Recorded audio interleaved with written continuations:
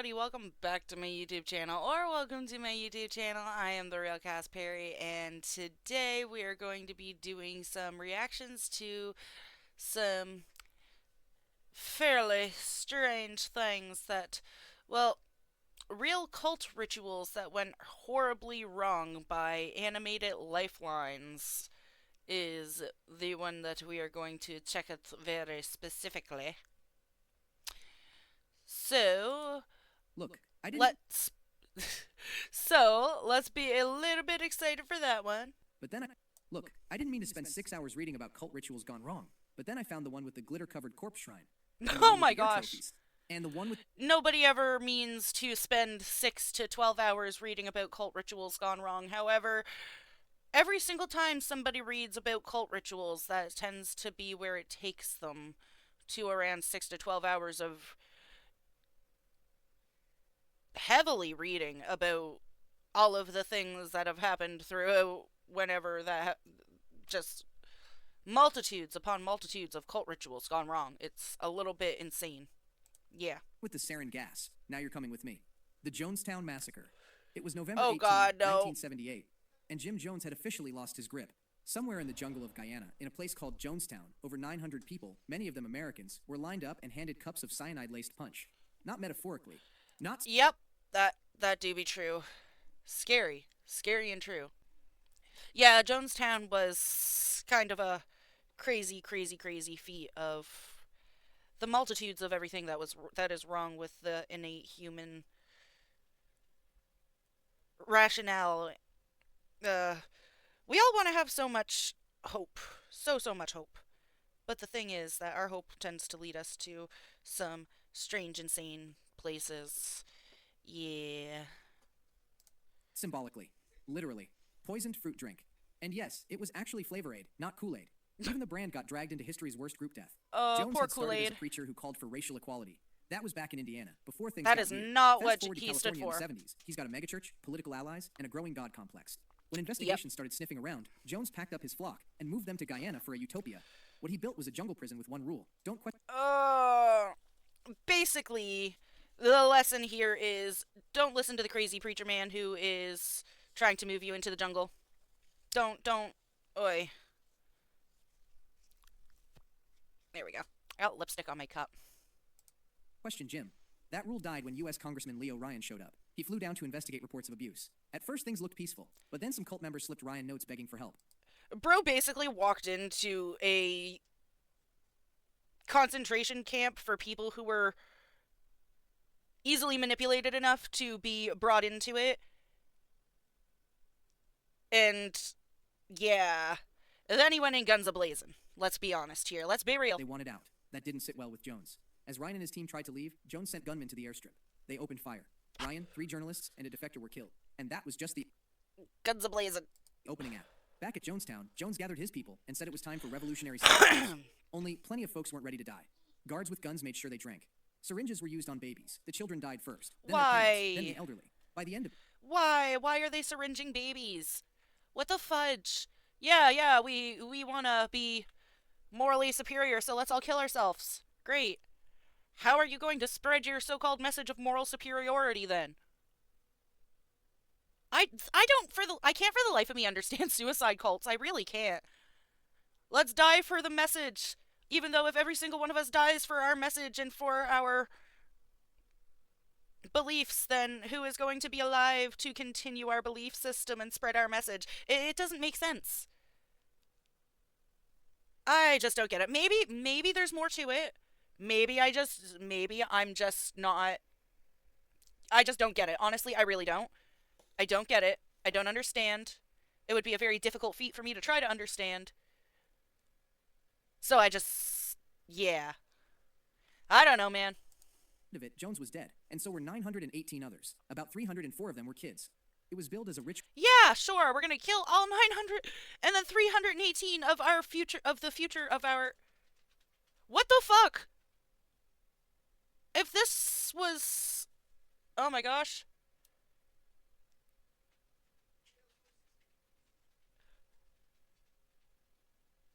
What? Okay. Ritual of defiance.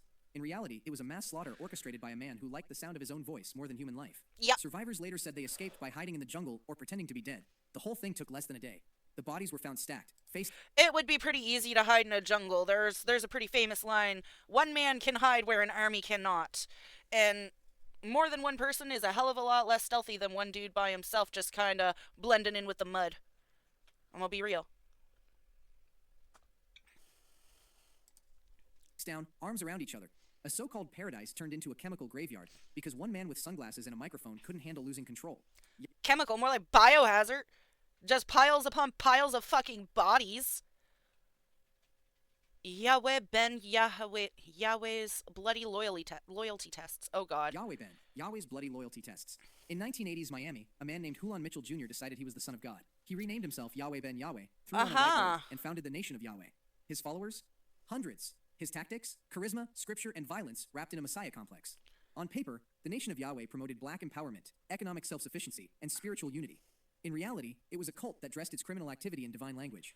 Yeah, that Followers were sounds told to about purge right. White devils and enemies. But this wasn't just angry preaching. Members were allegedly ordered to kill and bring back proof.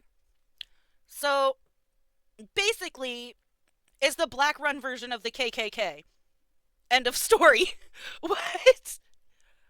Okay, let's go commit genocide for our beliefs. What the hell is going on?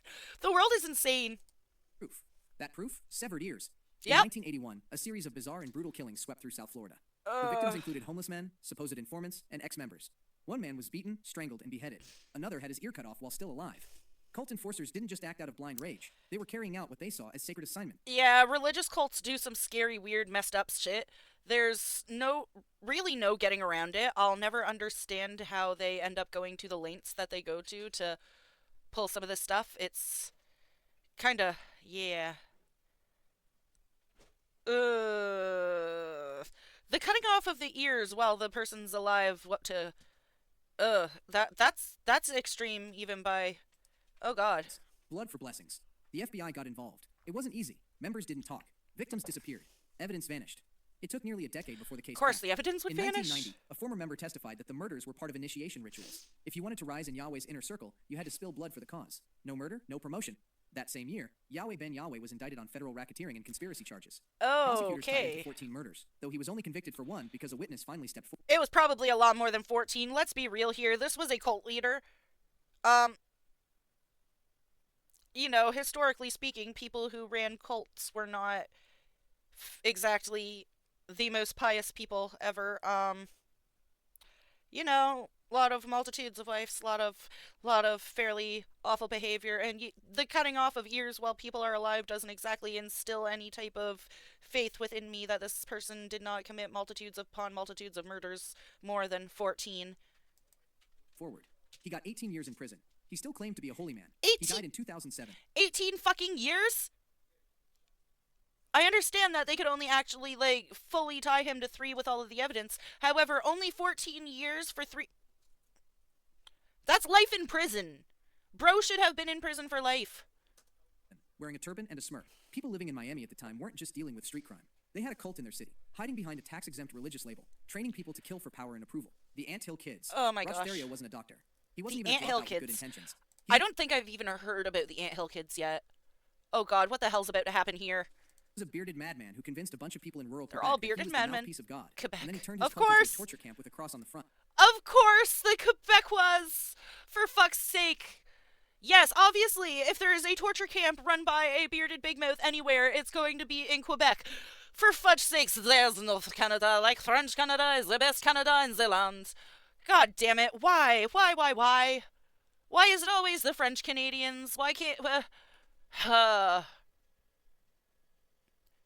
The rest of us, we're not all that crazy. We're still knucking futs, but we're not that crazy. The French Canadians, they be doing the most. Fucking religious torture camps, really, y'all? Don't get me wrong, I love Quebec. They make really good maple syrup sickles, but, the fuck? The cult was called the Ant Hill Kids, and it started in 19... I don't even like maple syrup. Like, I literally don't even like maple syrup, but they do make really good maple syrup sickles.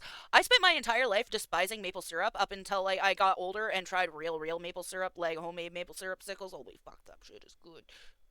Please, please, if you do not like maple, it's because you are eating artificial maple. Try the real shit. I swear to God. No more artificial maple bullshit. Try the real stuff. 1977. Where was I? He was the mouthpiece of God, and then he turned his cult into a torture camp with a cross on the front. The cult was called the Ant Hill Kids, and it started in 1977. Theroux told his followers to quit their jobs, move into the woods, and prepare for the apocalypse. Oh, While the beautiful. world waited for doom, he made sure he had a steady supply of power, loyalty, and absolute control. He banned contact with outsiders, made wives out of underage girls, and ran the commune like a violent playpen. They built log... Why? Do y'all see what I mean? Every time there is a religious fanatic cult leader, they are always, and they claim to be like sent down here from heaven, and like they're literally playing God. They are honestly the least pious motherfuckers ever in the history of the world. And I'm not talking like, I am not talking your regular Baptist church preacher. I am not talking your atypical Catholic priest. I am not talking any type of, hell, even your average druid, which, if you don't know what a druid is, you should probably look that up. It's literally just the mystic version of a priest. Ha. Uh, but yeah, uh, none of them have the God complex. The absolute God complex and the absolute certainty, and none of them claim to be the most pious person on earth. However, those people are some of the actual most pious people on earth. The people who are creating fanatic cults and claiming that they are the most pious people on earth are the least pious people on earth, and they be taking multiple child brides. So, why, in the name of sweet baby Jesus, why in the name of absolutely any and every of the gods, would anyone even remotely think that it is a good idea to follow any of these crazy people? Go to absolutely anyone who is a generally good person who has grown up studying faith and understands it. Speaking to absolutely anyone who grew up studying any type of scripture in general would be better than leaving your spiritual stability to a crazy cult leader. And I understand that there are some people who are just very, very easily manipulated into thinking that, oh, if you join this group, everything's going to be great, everything's going to be grand, everything's going to be beautiful and perfect. Holy hell. I think we need to figure out a way to help these people wake up before they end up getting traumatized by the crazy religious man. By the crazy religious man. Not the real religious man, the crazy religious man. Oh, for Hannah's sake. cabins. He built terror. If you disobeyed Roch, you didn't get excommunicated. You got punished. Naked beatings, freezing, burning, and worse. He said it was God's correction. When a child... God's correction. Okay. So...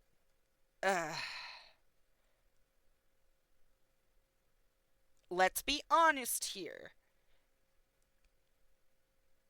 If there were a physical embodiment of God, that would be his form of correction. However, you, good sir, are a man. You are not God. Those are not truly divine corrections. That is torture. Now, if you believe in God in the Christian biblical sense, then God is not truly the New Testament Christian biblical sense, not the Old Testament Christian biblical sense. If you believe in the New Testament, God is a forgiving, loving, beautiful, wonderful being. If you believe in the Old Testament, God is a cruel, sadistic, narcissistic fuck who wants to continually tempt and test you into sin, specifically so that you can prove to him that you will choose faith over sin in order to get into the kingdom of heaven. The Catholic sense, exactly the same thing. Religious guilt is real, it's huge. If you believe in pagan religions, then all of that being done to a human being is torturous rituals and should not actually be committed at any point in time for any reason other than extremely, extremely horrible crimes against their fellow man. You know, you kill someone, you get whipped. You kill someone, you get whipped and imprisoned. Possibly burned a little bit. Or maybe they just take your life. You know, if you kill someone, they gonna torture you, especially if it's in malice, if it's not in self-defense. But,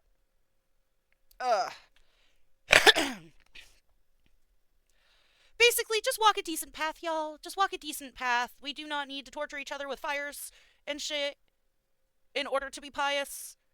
That is the lords themselves' job. That is the job of the gods to do. It is not anybody's job other than the gods to smite each other. Karma gonna get us all. Don't worry, karma gonna get us all. Holy fuck, Doffy.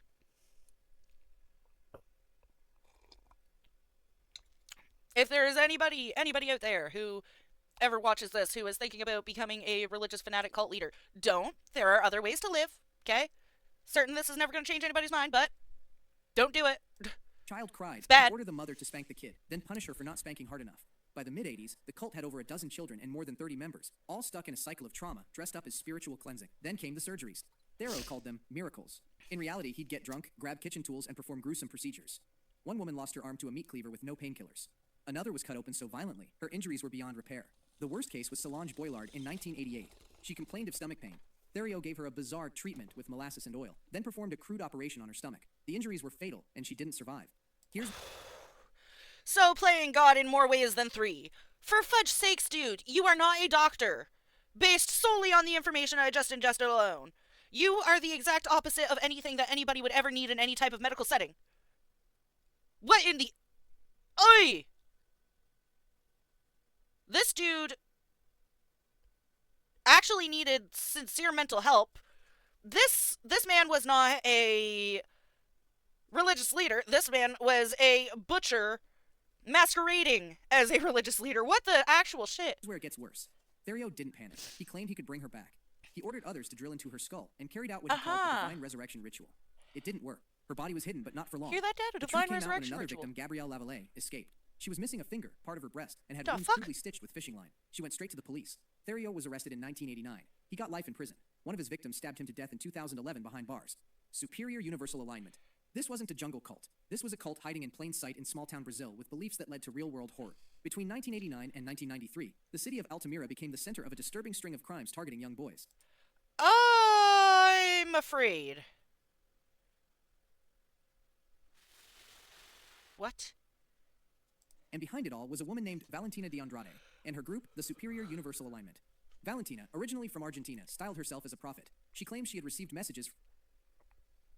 Valentina from Argentina? Does she... I love that. She should get that monogrammed on something. I love that her name and the place that she's from rhymes. I don't know why. Like... Come on. Valentina de Andrade, and her group, the Superior Universal Alignment. Valentina, originally from Argentina, styled herself as a prophet. Valentina came from Argentina. I feel like it should be made into a song. Prophet. Swear to She claimed God. she had received messages from higher beings. One of those messages? That children born after 1981 were spiritually empty and stood in the way of Earth's future. Her followers believed her, completely, and many of them weren't outsiders. They were What? doctors, business owners, and even public servants. That's what made this cult... No, good dear. Children are our future. Are these people on crack? This is a genuine question. Are these people on crack? What the fuck are they on? Can I have some? If it's small, can I have 2? I just want to find out what it actually does. Just a question. so dangerous. I just want to know if it actually makes you go crazy. Actually, maybe I don't want to know. It wasn't on the fringes. It was embedded in society. Over the course of 4 years, at least 19 boys disappeared. Some were later found in horrifying condition. Others were never seen again. Locals began to whisper about ritualistic practices, strange meetings in the woods, and connections no one wanted to believe. This is not cult. This is occult. Meetings in the forest, strange rituals. Okay, this is not the cult. This is the occult that are it's a little bit different. Sounds like the dark occult. Not ooh. For a long time, the authorities stayed quiet. Too quiet. Everything changed when one survivor managed to escape. Badly injured, he gave police a detailed account of what had happened. His testimony helped unravel the network of followers and sparked a full investigation. Oh, yeah? The evidence connected cult teachings to the disappearances. That's when the public learned how deep this went. In 2003, 5 cult members were convicted of serious charges, including conspiracy and attempted murder. But Valentina, she walked free. Despite being named as the leader and ideological core of the group, she was acquitted due to a lack of direct physical evidence. How? How? When everything that she touched went to murder? Am I missing something? If everything you touch turns to murder, how the fuck are you not convicted? Severe overhaul of the justice system. Please happen soon.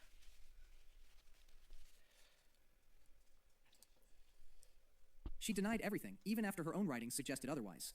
As of the latest updates, she's still alive and still not behind bars. This wasn't about cosmic energy. How can you deny anything when you literally wrote about it? Are these broads crazy? Of course they're crazy. They're cult leaders. Oi. Well, while we're doing this, guys want to see how far I got on the blanket I'm making for Peter? Is gonna be a nice one. Isn't it pretty? It's pretty so far. I think it's pretty.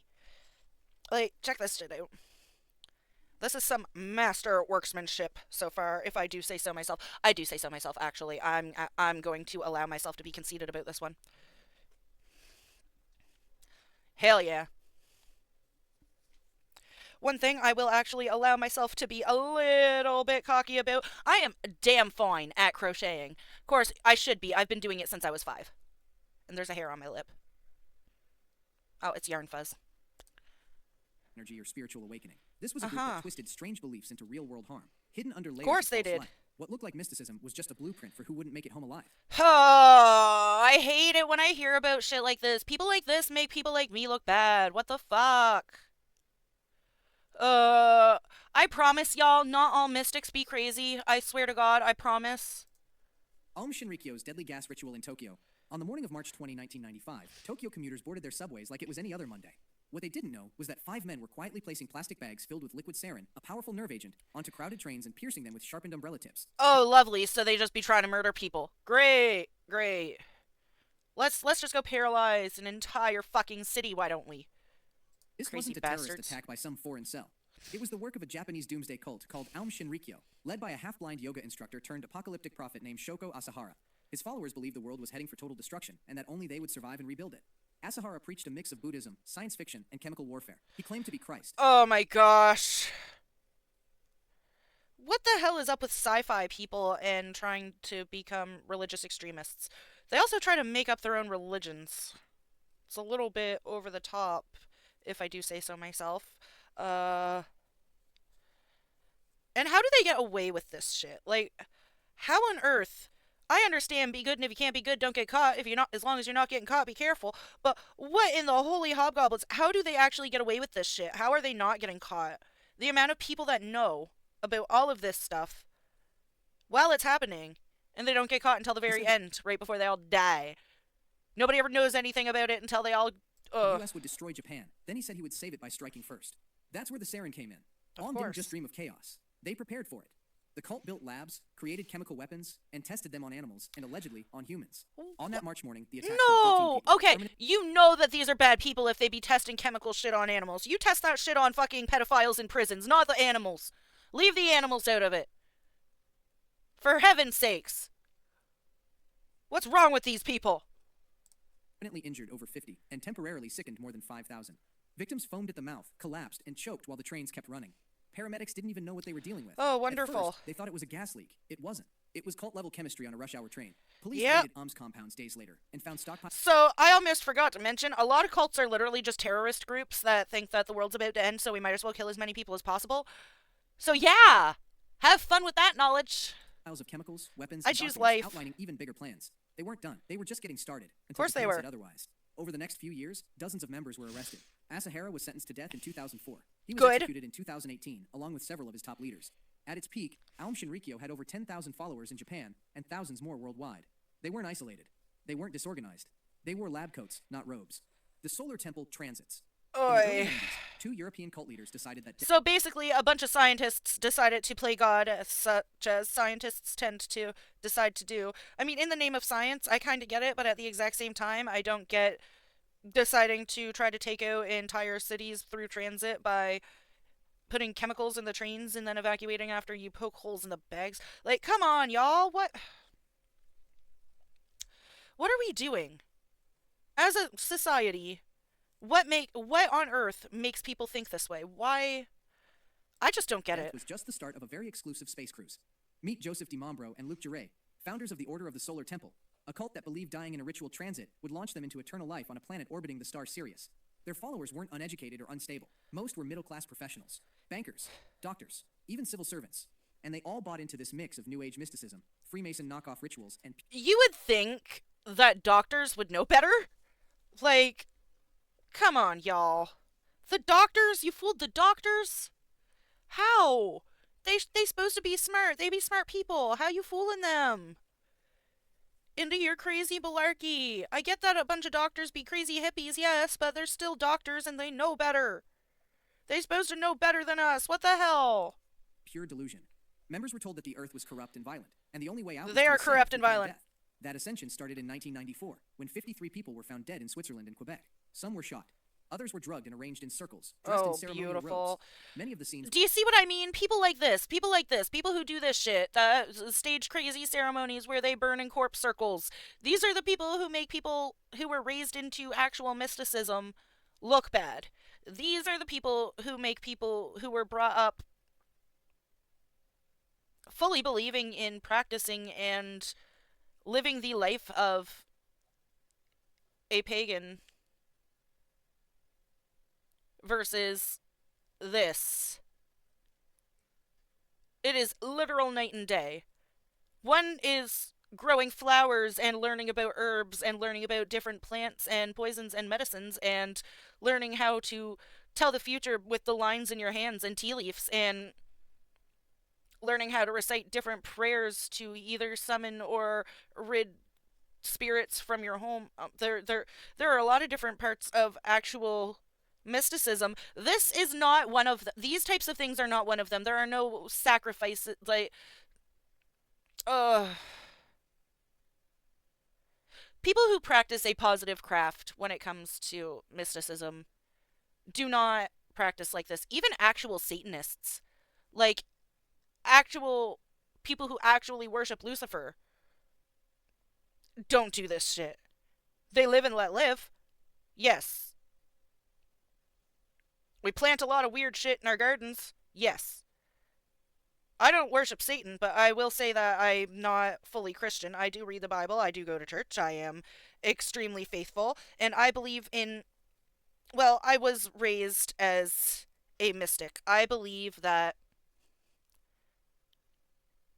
something had to create everything. We don't. I believe that there is definitely more than one God. I believe in multitudes of different types of deities. I also think that there are specific gods that are loving and there are specific gods that are cruel. And that is the way that the world beyond the veil truly works in my mind. The thing is, everything in this world is made up of a specific type of energy. Literally everything in this universe is made up of energy, and we are all made of the exact same type of energy. It would be impossible to believe that something was not behind the creation of everything. But at the exact same time, it would be stupid to believe that the exact same thing was behind the creation of everything. However, where everything is created with the exact same type of energy, it's yeah, everything's made of energy. Everything everything is broken down past an atomic level, we're all nothing but electricity. Trees are electricity, rocks are electricity, everything's just electricity. Okay, okay, got it good. I believe in nature. We were put here specifically to live alongside with nature and protect it. And we as a species have not been doing that. We really haven't. And within enacting not doing that, we also have a bunch of crazy people that are not only doing the opposite of exactly what we are supposed to be doing, but trying to claim the title of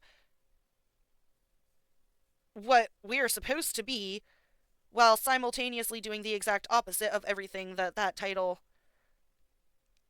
requires you to do. How can you be completely for the protection of life and nature and the betterment of the universe while simultaneously burning circles of living beings? You can't.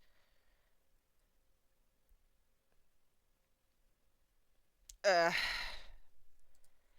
Were set on fire. Some victims were found with plastic bags over their heads. One couple had been forced to kill their own child, who DiMambro claimed was the Antichrist, before dying themselves. If that sounds like the end, it wasn't. no. No. What the fuck? Yeah, sure, sure, let's kill our baby because some weird man says it's the Antichrist. That's not a wake up call. This is not 1400 BC. What the shit? Ugh. 2 years later, another 16 members died in France, also dressed for their cosmic departure. Then in 1997, 5 more bodies were found in Quebec, laid out in a star formation, always with the robes, always with fire. Of course in Quebec. For fuck's sakes, why is it always in Quebec? Why is it always in the hot places or the cold places? There is something about extreme temperatures and either a lack of sunlight or too much sunlight that just drives people fucking insane. Why is it always either in the hot places or the cold places? It's always Quebec or somewhere in the desert. This is concerning. I'm starting to see a link between temperature and craziness. Always with the same letter left behind, explaining how this was not a ritual death, but a transit to another level. In total, 74 people died across 3 countries. The leaders didn't go first. They went last, after orchestrating the deaths of their closest followers. DiMambro died in 1994. Jure, too. Some say they realized they were running out of time. Others think they simply couldn't control the monster they built. The Solar Temple didn't fade out. It just stopped making headlines. The group still exists today, smaller, quieter, and very much under watch. Heaven's Gate. They wore black Nikes, oh, these guys, and carefully pulled purple shrouds over their heads. In March 1997, 39 members of... These guys are some of the craziest fathermuckers that I have ever read about. You're about to hear all about this. They're nutty. And the worst part is that there are still people around today who, claim to be the continuation of the Heaven's Gate cult. And they're not, people who got out. They're survivors. They're just people who joined and weren't there for... The cult known as Heaven's Gate lay down in a San Diego mansion and never got back up. This wasn't a last-minute decision. It was rehearsed, practiced, filmed. Their leader, Marshall Applewhite, said it was the only way to catch a ride on a spaceship hidden behind Comet Hale-Bopp. Oh, no. Drop their earthly containers and deliver them to the next level. But first, they had to die. Applewhite had been preaching this for years. He and co-founder Bonnie Nettles started Heaven's Gate back in the 1970s. It was a weird cocktail of Christianity, UFO lore, and extreme bodybuilding. Members gave up relationships, family, and even names. Some underwent voluntary castration to stay pure. They saw Earth as a corrupt wasteland. Basically, they were fucking insane, and they thought that they were going to go off to outer space to go live in the promised land because they were going to be taken by aliens, and none of it happened. It's not going to happen. It'll never happen. They were nuts. They were knucking futs nixed out. There's no getting around it. And Applewhite as a divine guide to something better. When Hale-Bopp hit the news in late 1996, Applewhite decided the time had come. The cult rented a mansion in Rancho Santa Fe. They made videos explaining their decision. Calm, smiling, and disturbingly normal. They called it a final exit. They dressed in matching black outfits with patches that read Heaven's Gate Away Team. Yes, like Star Trek. Over the course of 3 days, the group died in shifts. They took the pills with pudding or applesauce, then chased it with vodka. Each fucking person insane. helped the next prepare. Black cloths were laid over faces. The last 2 people used plastic bags to finish the job, then covered each other. My question is, who the hell would be stupid enough to believe all of this bullshit? What actually makes people crazily stupid enough to believe any of this? Go on, Underdunk. You do one, bud. Oh, buddy. Here, you want to go past? You go on. That's a good boy. But yeah, what would make anybody actually, how is anybody ever actually stupid enough to go along with this? I understand that faith will make people do some crazy shit, but, I mean, the Crusades. But, what in the actual fuck? Once again, how does this speak to any type of logic? Yeah, we want to spread our beliefs and everything, so let's just kill everybody and make sure that nobody can spread our... What the fuck? One member stayed behind just long enough to send the tapes and alert authorities. On March 26, police entered the house. Inside, they found all 39 bodies. Absolute atrocities. And cots. Identical clothes, identical shoes, no signs of struggle. Just absolute, chilling coordination. Applewhite was among the dead.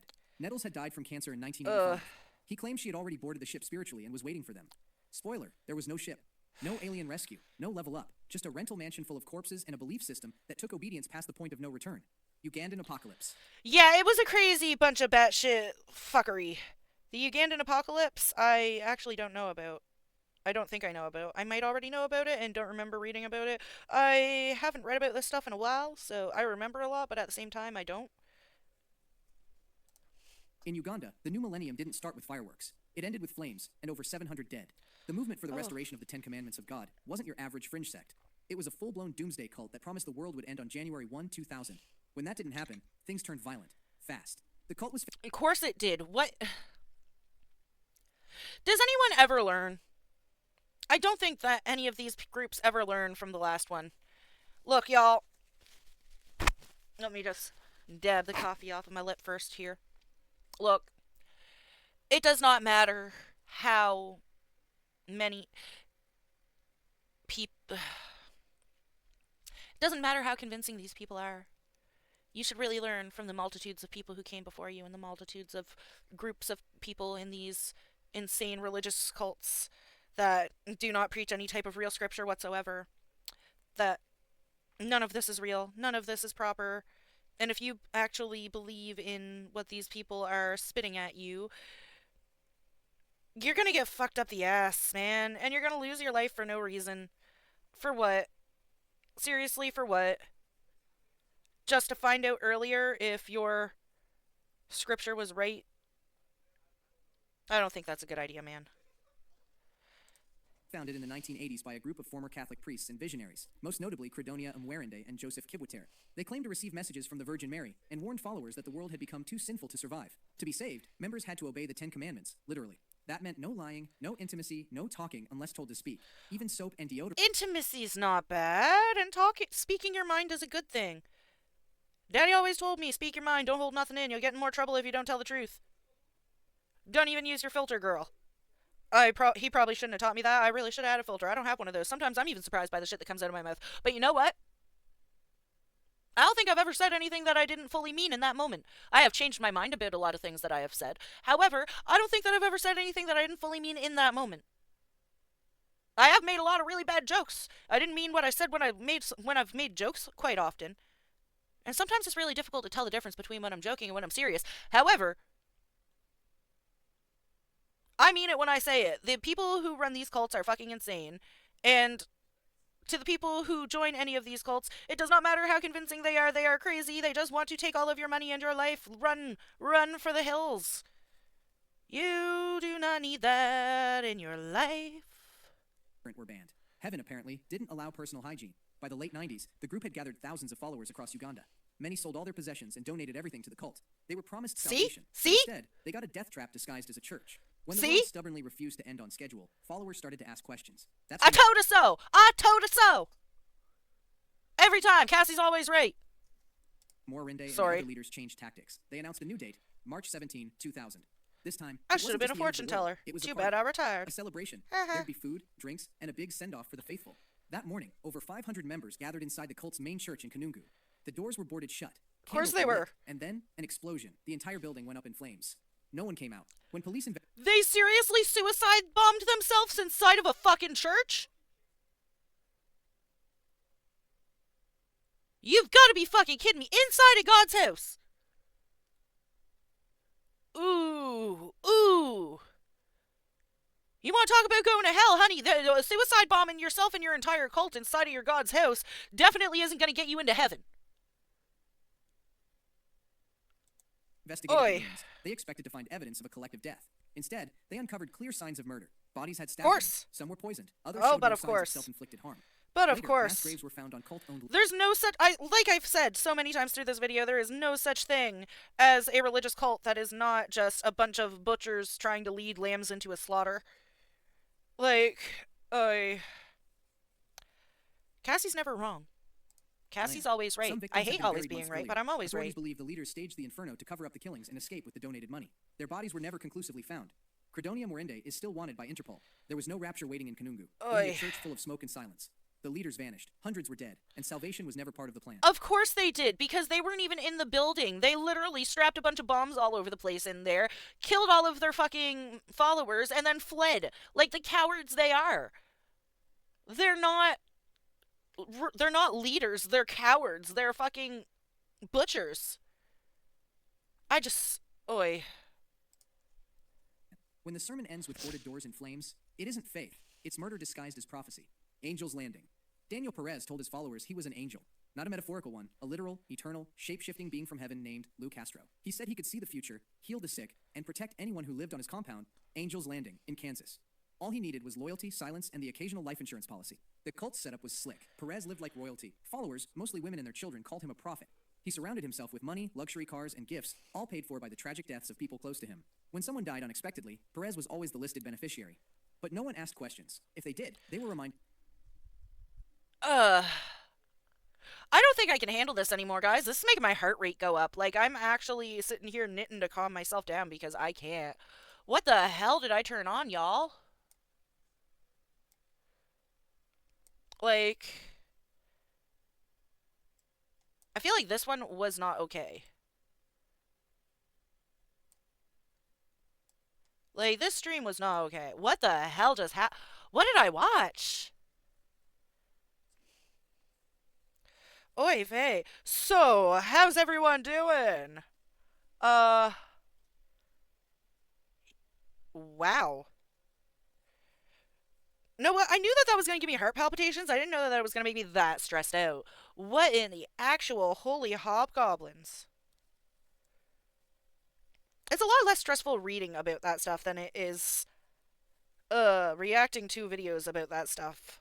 How in God's name did that become tonight's? Wow.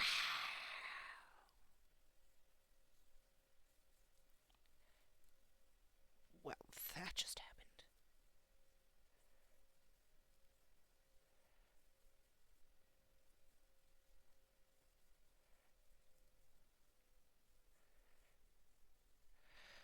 Oh, just relax for a second, Cassie. Get your heart palpitations down. I can't believe that I actually got through 2 lines of, yeah, from here to here in that short amount of time. Heh. It is almost finished. I say that, but it'll be another few days before it's actually finished. More than days, actually, possibly weeks. Believe it or not, making a blanket's a fairly long process. It takes a fairly long time. Oh, Lord. When I was a little kid, like I say, I learned how to crochet when I was about 5 years old. My grandmother McCann taught me how to crochet, knit, spool, weave, basically every type of yarn work under the sun. I was actually pretty good at it at a really young age, actually. She was fairly impressed. She was quite proud of me for that. Hate to toot my own horn. But you know what? I'm fairly glad that my grandmother was proud of me for something, even if it was something as silly as yarn work of all things. So she used to literally sit me on her lap and wrap her arms around me and put her head right here on my shoulder or on this side sometimes and look over my shoulder to crochet and tell me to watch what she was doing to learn how to do it. Never ever taught me how to read a pattern. She taught me how to figure out the patterns to make things inside of my head. You don't need a pattern, girl. You just gotta practice a few times and figure out how it's made. Take it apart, put it back together. Every single time. Here, learn a few new stitches, sweetie. Figure out how to make it into something. Oh, and the elephants. Oh, my land. She used to collect elephants. She would put elephants everywhere. Everywhere there was an elephant. There were at least 3 to 25 elephants in every room, except for the living room. The living room was stuffed full of elephants. She used to have me and a couple of my cousins take down all of her elephants, dust them all, and polish them, all of the metal ones, put them all up exactly where we found them. Not a single one was allowed to be out of place, and we had to count them all. At one point, I'm sure that she got more since the last time I counted them. The last time that I did it, I was around 17-ish. She had about 3,485 elephants just in the living room alone. Most of those were metal. She had a lot of elephants. A lot of elephants. Elephants everywhere. Really loved elephants. uh. Anyways, I should probably head out. I love y'all. I will see you in the next video. Bye-bye. Mwah.